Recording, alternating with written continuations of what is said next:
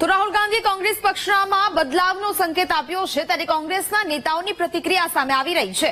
વિરજીભાઈ ઠુમ્મરે ઇલું કરતા કાર્યકર્તાઓની હરકતોને ન ચલાવી લેવાની વાત કરી છે તો બળદેવજી ઠાકોરે રાજકારણમાં નેતાના પબ્લિક સાથેના સંબંધનું મહત્વ સમજાવ્યું છે, જ્યારે અમૃત ઠાકોરે રાહુલ ગાંધી પાસે કોઈ એવી માહિતી આવી હોવાની પણ વાત કરી છે।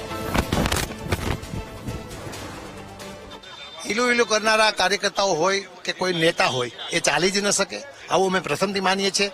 આજે રાહુલ ગાંધીએ કોંગ્રેસની આ નાળ પારખી છે, મને બહુ ગમ્યું છે પૂર્વ સાંસદ તરીકે, પૂર્વ ધારાસભ્ય તરીકે, કે જે લોકો ગદારી કરે છે, દિવસે જુદું અને રાત્રે જુદું અને પૈસાથી વેચાઈ રહ્યા છે એવા લોકો પછી પ્રદેશનો પ્રમુખ બન્યો હોય, વિરોધ પક્ષનો નેતા બન્યો હોય કે ધારાસભ્ય હોય, પાર્ટી સાથે ગદારી કરતો કોઈ પણ સંજોગમાં ન ચલાવી શકાય।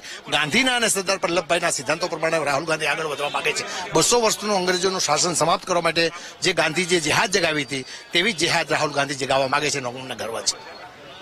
રાહુલજી કીધું એ ખરેખર બહુ યોગ્ય વાત કરી છે કે રાજકારણની અંદર પબ્લિકનો માણસ હોય અને પબ્લિક વચ્ચે રહેતો હોય એ રમેશ એ પબ્લિકમાં ધાર્યું રિઝલ્ટ લાવી શકતા હોય છે। જ્યારે પબ્લિકની સાથેનો જે નાતો તૂટતો હોય છે ત્યારે કોઈ પણ આગેવાન હોય એ આગેવાનને સફળતા મળતી હોતી નથી। દરેક ચૂંટણીમાં હારજીત થતી હોય, હારજીત એ શક્ય અને અશક્ય વસ્તુ છે। હારજીત એના કારણ કરતાંય પબ્લિક સાથે જે સંબંધ, પબ્લિકનો જે નાતો હોય, પબ્લિક સાથે પહોંચવું જોઈએ એ ક્યાંક કોંગ્રેસ પાર્ટી તરફથી પહોંચવામાં નથી આવતું, એના કારણે રિઝલ્ટ નથી મળતું, એ સત્ય હકીકત છે। રાહુલજીએ ઓપન સ્ટેજ ઉપર વાત કરી છે, કોઈ 4 રૂમમાં કે બંધ રૂમમાં વાત કરી નથી, એટલે આલા કમાન જોડે કંઈક ને કંઈક મોટું અપડેટ છે।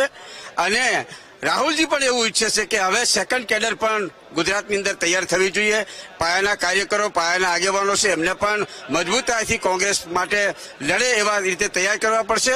અને આપ જોઈ શકો છો કે ગઈકાલથી ને આજ દિવસ સુધી રાહુલજી ગુજરાતની અંદર જ્યારે અહીંયા 2 દિવસથી પ્રવાસમાં છે, દિવસ દરમિયાન અલગ અલગ ફેક્ટર તરીકે અલગ અલગ લોકોને મળ્યા છે। અને આવનાર સમયની અંદર કોંગ્રેસનો આગેવાન, ગુજરાત પ્રદેશના લીડરો અને કોંગ્રેસનો નાનામાં નાનો કાર્યકર ખૂબ મજબૂત અને આક્રમકથી ભારતીય જનતા પાર્ટીની સામે લડેલો છે, એવો અમને સંપૂર્ણ વિશ્વાસ।